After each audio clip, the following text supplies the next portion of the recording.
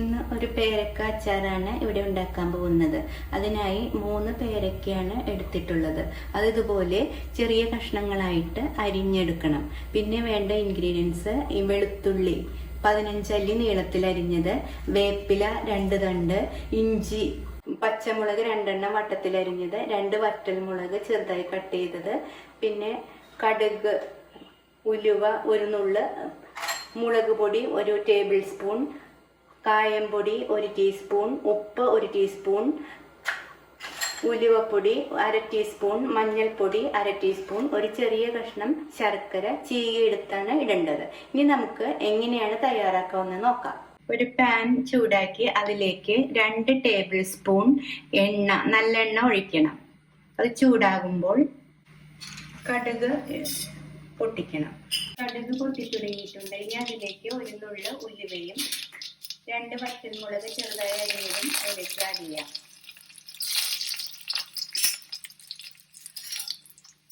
നല്ലപോലെ ഇളക്കുക. അതിനുശേഷം വെളുത്തുള്ളി, അരിഞ്ഞു വെച്ച വെളുത്തുള്ളി, വേപ്പില, ഇഞ്ചി, പച്ചമുളക് ഇവ ആഡ് ചെയ്ത് നല്ലപോലെ ഇളക്കുക. ഇത് ബ്രൗൺ കളറാകുന്നത് വരെ ഇളക്കിക്കൊണ്ടിരിക്കണം.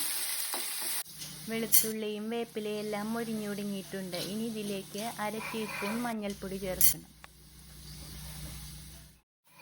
മുളക് പൊടി 1 ടേബിൾ സ്പൂൺ, കാശ്മീരി അല്ലെങ്കിൽ സാധാ മുളക് പൊടി യൂസ് ചെയ്താലും മതി. 1 ടീസ്പൂൺ കായംപൊടി ചേർക്കണം. പിന്നെ 1/2 ടീസ്പൂൺ ഉലുവപ്പൊടി, ചീകി വെച്ചിരിക്കുന്ന ശർക്കരയും, നമുക്ക് ഇതൊന്ന് മൊരിഞ്ഞ് കഴിയുമ്പോൾ ചീകി വെച്ച ശർക്കരയും ആഡ് ചെയ്യാം. ഇനി ഇതിലേക്ക് 1 ടീസ്പൂൺ ഉപ്പാണ് ഇപ്പൊ ചേർക്കുന്നത്.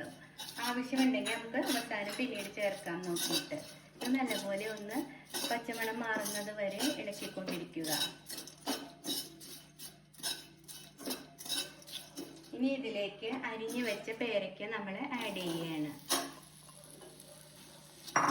നല്ലപോലെ വഴറ്റുക. ഇനി നമ്മളിത് 3 മിനിറ്റ് അടച്ചു വെച്ച് കുക്ക് ചെയ്യാൻ പോകും. ഇപ്പോൾ 2 മിനിറ്റ് കുക്കായിട്ടുണ്ട്. ഇനി ഇതിലേക്ക് 2 ടേബിൾ സ്പൂൺ വിനെഗർ ചേർത്ത് നല്ലപോലെ ഒന്നുകൂടി മിക്സ് ചെയ്തിട്ട് 1 മിനിറ്റ് കൂടി നമ്മൾ അടച്ചു വെക്കണം.